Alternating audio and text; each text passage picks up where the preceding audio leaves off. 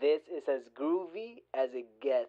Oprah, Can You Hear Me? Oprah vs. Donald 2020 is a conversation by Julie Benetti and Susan Barbaro and a production of EI Alliance, copyright 2019. America is courtesy of New Threads off their new album, Felonious Wilma. Hi, this is Julie and I'm here with Susan and we are talking today in our Oprah series about Oprah's Nemesis. This is an important conversation because back in one of our podcasts that is actually one of our more popular ones, Oprah's favorite things about the presidency, we went down the top 10 lists. We had a lot of fun with it. And we came to, a description. And actually, that podcast was fun to do. But I do have to say, immediately afterwards, we sat down and we did a really quick ebook. And we put more stuff in it. And the ebook is hilarious. And so maybe if you want Oprah to run, you go on, you read the ebook, you get the ebook, and if it goes to the number one sales, we know she's got to get some of her books off of Amazon, right? If it goes to number one, she'll be like, Sally Fields, they love me, they want me to run, they love it, it'll Oprah. Be the sign. That's it, that'll be the sign. So in the Favorite Things podcast, we described a little bit, talked about, possible nemesis and stuff like that, and you can listen to it, but what we're going to talk about today is who is Oprah's nemesis? Who is Oprah's nemesis? Now, you can talk about people that are in the political arena. You can talk about Donald Trump. You can talk about some of the folks, from California that are throwing their hat in the ring. Some of the folks from Massachusetts who are throwing their hat in the ring. And don't misinterpret my tone there. Yet, we're not even looking in the political arena. So I was going to say, if you look at the political arena, you have all these actors and people from all these different walks of life now running for office. So the political arena isn't just politicians anymore. Right. And you don't know who's going to step into the ring. I mean, I'm not going to mention some of those people that have their own reality shows and, someone's husband who says he wants to step in the ring, blah, blah, blah. But I mean, there's even been talk, we kind of throw out Ellen DeGeneres just for a laugh because she's been everywhere. Well, we don't have anything against Ellen. We know she's talented as a comedian, as a talk show host, as a game show host, as a, she's I think got humanitarian. Products, blah, blah, blah. I think it's a humanitarian. I think that's probably her biggest. But we do say, when kind of someone is all over the place, you wonder what's the end goal here? And we don't make that comparison with Oprah and say she's all over the place. I mean, you and I have said in the past and through these podcasts that, we learned a lot from her shows, talk shows, from all her different, things that she does and talks about and shares. Yet still the question is, so who is Oprah's nemesis? That's, if you don't have a nemesis, it's funny because it says, we looked it up and it said about rival. It's an arch rival. So, I mean, one of the things is when you have a rival, wait a minute, let me say that sounds funny, like have a rival. When you have somebody who's your competition, it really makes you step up your own game. I mean, which is why when we talk about Trump, it's like, he doesn't want to run against someone who's boring and there's no, because you get lazy in your own way. Right. Anything you do, you like to have competition because it makes you work harder. Right. That you work together, you work together in your, arch rivalry of who's better and you try to get better. And so it makes you work harder. So if she doesn't by default have one, well, I know. I do have an answer here. I'm sorry I haven't shared it with you. I do have an answer because, of course, I have an answer because I'm thinking about this creatively. Yet, I'll go back to, before we wrote the Trump book about energy, I'll go back to how many things I read and absorbed and from all different avenues. And I was fascinated about Donald Trump. I was fascinated about his love of golf. And there's other, reasonings in there, but it just made me explore, because I'm not a golfer, and look at it and explore it. In golf, you compete with yourself. Really? That's the only person you're competing with. This is true. And so, here's my answer to who's Oprah's nemesis is. Herself. You knew that was coming. Yeah, well. So one of the things you always say is, if I'm going to compete, I'm competing with myself to be the better version of me. And we've said that a lot. and we said in another podcast, the I'm Oprah podcast, which is an interesting one as well. We've said, you're being, going out there to being who you are. You're being the best expression of yourself, and nobody else can be that. And so if you're not, isn't that your nemesis?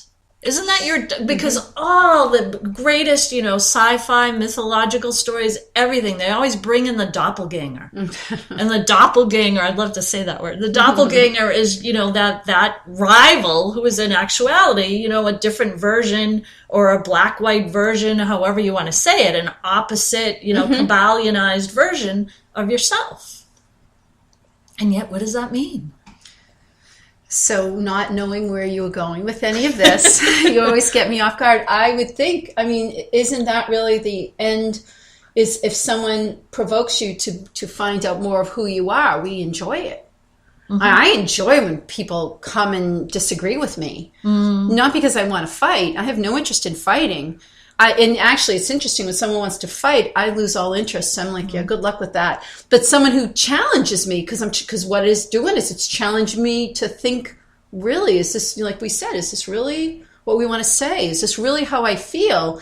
And I think, there comes a, I hate to use this, but come to Jesus moment when you always have to say, really, is this who I am? And so it's interesting because, we talked about Oprah and all the things she's done. She's been very successful. Yet what she's doing now, some of the stuff, I'm like, what? It doesn't make sense to me. I haven't sat with her and talked to her. But some of the stuff just doesn't make sense to me. It's going back to the old way of doing things. And didn't you already do it? What are you learning? If you go back, it's almost like you've lost that sense of self, so you go back to who I used to be, because that's comfortable. And therefore, again, when we said about the I'm Oprah campaign, and we've talked throughout all of these podcasts, isn't Oprah at that point where it's time to really go outside of who you've been and find a more newer and improved version of yourself? And I don't say that with judgment, because every day I look for my own new and improved version. We're always on that journey. It's not she needs to improve. It's we all constantly do, or, it's time to die. It's like, well, it's funny because when we started these podcasts, it was just for fun. And I was like, let's talk about this. And it still is for fun. Yet the whole expression and exploration of it is to not beat up on Oprah at all. Oprah's huge and cool and wonderful. We don't know her, and that's okay. And we're not, looking for anything. What we are looking at is, we're looking at models out there to help us reflect upon ourselves. And that's just when what you said. That's when we wrote, because it's so funny you're saying this and you're reading my mind, because it's still fun. Because when we wrote the Trump book, we no one knew what's he doing. And we're like, let's investigate ourselves. And we have to investigate the only way we know how. We're not interested in what is he doing. It's almost like we just talked about Lao Tzu, and we did our, ancient text podcast.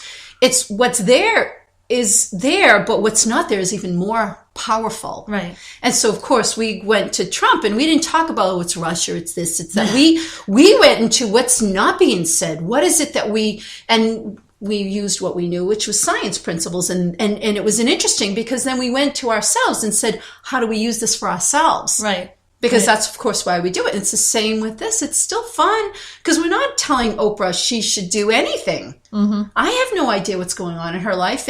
But what we do see is, like she's going back and interviewing people. She's going back and doing, I hate to say it, she's doing podcasts. I know. You sat there and interviewed all these people, and now you're going to go back to talking to them again about the aha moment. And not to go on about Ellen, but I watched another show that she was being interviewed on, and she's saying the same thing I've heard her say in 4 or 5 different places, and I'm thinking, really, that's all that you I have things in my life, you do, and everyone that got you to this point, and I can reflect upon them, but that's okay. But I want new things to reflect upon. And of course, by looking at this with Oprah, it's making us look at our own lives. Exactly. Yeah. And it's funny, we all have that friend or family member who, you're talking to, and you come over and you visit them, and they're on the phone and they're telling the exact same story that they told you to somebody else as if nothing's changed. And you want to go, what is this, a deja vu? But I'm not in it this time. And it's the exact words. And they're like, oh, I'm almost finished with this call. And you think, don't hurry. I'll be back later. Because they're going to get off and say it back to you. Right, they're going to say it back to you. And it's like, how many times do people kind of, as you said, regurgitate a wonderful word, the story? It's almost like when you work on yourself constantly. I mean, you and I read thousands of books. Why? Not because we want to hear what everyone else says, because we're constantly looking to propel. We constantly tell people to, if you have something I don't want to hear a story. I don't want to, just something maybe that propels us. We're constantly looking to propel, to find out more of who we are. And the more that you clear all the old garbage in your life, is finding those nuggets are kind of hard to find. She must be dying. I mean, she's talked to every leader, every guru, every, God that's out there. At what point do you say, I'm trying not to swear, like, darn, who else where am I going to get these nuggets? Right. And so you go back to the old well, the same well that you've been drinking from for years. And it's like, it's dead, it's dried. And you got to start searching. And even when you add flavoring to it, it doesn't help. No. I mean, and actually that is, I would say probably, I'm a type A personality and you are. And I think, it's interesting. I think about it. I'm always looking to propel. I know more than I know. And I'm no different than anybody else out there. We have all the information. We just try to pull it out of ourselves. Right. Exactly. Right. And so you go to all these different places to try to get it. And when you go to the same thing and everyone's offering garbage and, gossip and, oh, did you hear about this? Did you know? Oh my God, it's like painful because you're really trying to propel yourself because there's more. And I have to believe that's where Oprah is. She knows. Same with Ellen. Same with many people, but you go back to the same thing, there's something within it, but after a while you need to do something different. Right. You can become stuck in that. And if you're stuck in it and you don't realize it, that's difficult. If you're stuck in it and you're happy there, okay. But, if you don't want to be stuck in it, it's relative and indicative of everything that happens around the country and the world, because you can't keep going to the same shopping mall. The stores change. Well, worse is when the stores don't change and you go to the same place and it's the same stuff. And it's like you go there looking for something different. Right. And that's the fool, And it's funny you say that because sometimes the stores don't change, but the inventory is always the same. It's like, wait a minute, they didn't change anything. Yeah. And, that's, so you can get multi-layered stock until, you get kind of pushed or slugged out of there, in that sense. So if you're interested in moving forward, we keep, I don't think we're regurgitating what, Oprah, we try to keep going to different places and like, okay, what is she doing? Not because we're interested in, we or sit there and watching everything Oprah does. It's because when I see things, she is a public figure and a little bit about her. She's been on TV and she's revealed so much that you sit there and say, what is she doing now? What is she doing now? Right. To reflect upon myself. What am I doing now? And where am I going? And what am I going to do? And again, we looked at Trump, and Trump has done a lot of things. He's male. We're both female. And we, women and men don't think the same. I don't care what people say, and it doesn't mean that one's better or worse. But of course, he's going to present something that's different for us, and we've learned. Right. We grew from there. Right. So now we're looking at Oprah saying, Oprah, step up, do more, and you can learn. Not that you have to learn the garbage stuff. From him, it's learning how he thinks about things. Right. And when even you approach that and accessing something differently, you just step into this realm of possibility that maybe you couldn't even consider before. And so now you can consider multi-layers of possibility. And that's exciting. So it is exciting. It is even more than an aha. Yes. Yes. Unless you're afraid. And what did Oprah say? It would kill her to run. Well, that's the fear. To express what you said, I completely agree. But you got to get past that fear of what if What if what if it kills me? What if my persona that's out there is destroyed? What if, and I'm going to just say, what if you just sit where you are? Oh gosh. And expressing what you said about fear. I mean, we've written stuff about fear, and fear exists to be conquered. That's what we have it for. And we get it in the expression of it in our bodies, the adrenals, things, it's the fight or flight, all this kind of thing. Yet, the synonymous feeling about it is that it exists to be conquered. Well, sometimes, and to move and grow. I think that's easier said than done. It's almost like a cliche. People say it, but putting that into action. If you don't do it on a consistent basis, and I would say 90% of people out there do not do that. Oprah has, I have to believe, just from what I've seen, and I think that it gets to a point where there's certain things you got to do. And I'm not saying she runs. I'm not telling her she's got to do it. I'm saying, but going into that space of who am I really? She's been a talk show host. She's done all the self-help. I mean, do you want to live in doing self-help, or do you want to say, I learned it. I'm helped. I'm good. I don't need to be in that space of helping me. What else do I need to learn to fix me? It's not a what do I fix next? It's what more can I do? And, and I think that's, I talk about it now that I say it. I think that's what happens. People think, well, there's something more to fix. No, there's nothing more to fix. There's something new to do. And if you don't do it. And that exists in you being more of yourself. And when the doing is simply you being more of yourself, which I say simply because it takes a lot of work to clear and get to that. It just takes courage, I think, to do that. Yet it's like, what better, more fun work is there to do? No, I mean, that takes us full circle to, you're competing with yourself. Right. Are you playing a golf game or not? Right. Are you just going to be the best you? I mean, everything you hear is the mental capacity. It's always, can you do this? And that's what you always hear. It's the mental capacity to keep your mind, to believe in yourself and believe in what you're doing. In this world, that's challenging because nobody supports that, but you have to support it. Right. And that's interesting because can you have the mental capacity to inspire and empower yourself to go within and pull the totality of who you are out and live and breathe from there and enter into possibility? Or do you stay where you are?